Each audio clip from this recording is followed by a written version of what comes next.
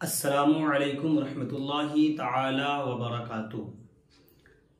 जैसा कि आप तमाम लोगों तक ये ख़बर पहुंची होगी किसी न किसी ज़रिए से कि हिंदुस्तान में एक कानून लाने की बात चल रही है।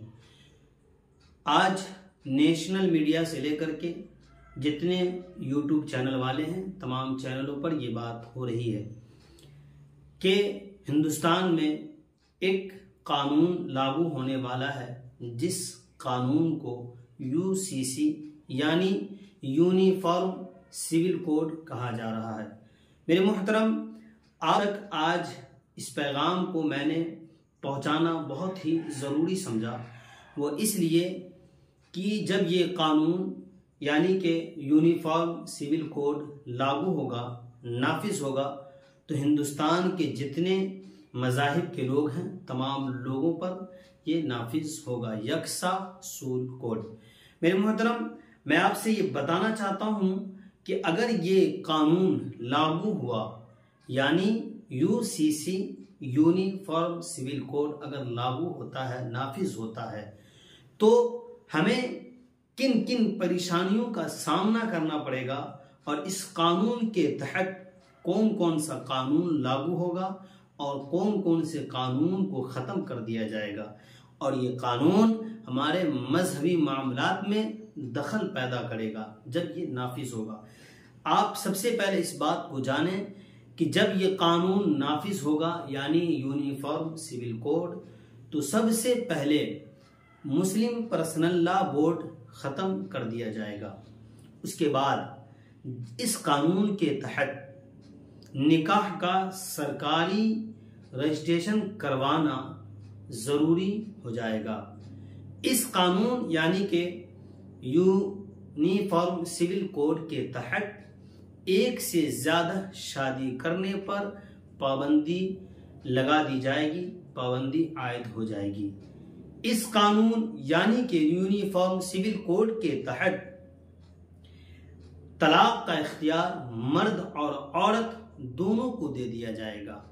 इसी कानून यानी यूनिफॉर्म सिविल कोड के तहत ये भी कानून लागू हो जाएगा कि शादी से पहले लड़की और लड़का एक साथ रहने लगेंगे, उसको इसकी इजाज़त सरकार की तरफ से मिल जाएगी, कानून की तरफ से मिल जाएगी। जो कि आप समझ सकते हैं कि अगर ऐसा होता है, यह कानून लागू होता है, तो हमारे समाज पर इसका कितना बुरा असर पड़ सकता है।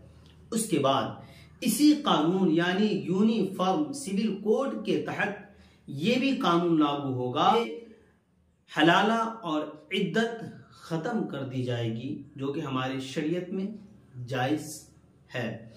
उसके बाद इसी कानून यानी यूनिफॉर्म सिविल कोड के तहत ये कानून लागू हो जाएगा कि लड़कियों को जायदाद में बराबर का हिस्सा दिया जाएगा।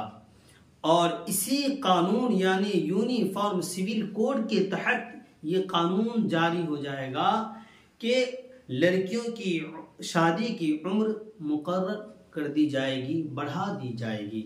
जैसा कि हमारे मज़हब में, हमारे शरीयत में है कि जब लड़की बालिग हो जाए और शादी करने के काबिल हो जाए तो उसकी शादी करा देनी चाहिए, उसका निकाह करा देना चाहिए। लेकिन जब यह कानून लागू हो जाएगा तो हमें कानून को फॉलो करना पड़ेगा। शरीयत के हिसाब से हम अपनी बच्चियों का, अपनी लड़कियों का, अपनी बहनों का शादी नहीं कर सकते हैं। इसी कानून के तहत ये लागू हो जाएगा कि आप किसी भी बच्चे को गोद नहीं ले सकते हैं, उसे अपना बच्चा नहीं बना सकते हैं। मेरे मुहतरम, ये कानून जब लागू होगा तो हम एक कानून को ख़त्म कर दिया जाएगा, वो ये कि इस हिंदुस्तान में हर मज़हब के लोगों को अपने तरीक़े से ज़िंदगी गुजारने की छूट दी गई है अपने मज़ाहिब के अंदर। जब ये कानून लागू होगा तो आर्टिकल 25 के खिलाफ लागू होगा, यानी आर्टिकल 25 को ख़त्म कर दिया जाएगा।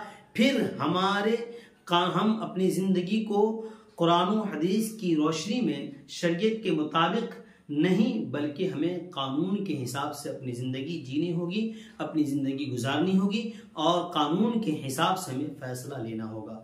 मेरे मोहतरम, एक अहम पैगाम ये है कि इसी कानून को लागू करने से पहले लॉ कमीशन ने ये नोटिफिकेशन जारी किया है कि तमाम मज़ाहिब के लोग के वेबसाइट पर जाकर के अपनी राय दें।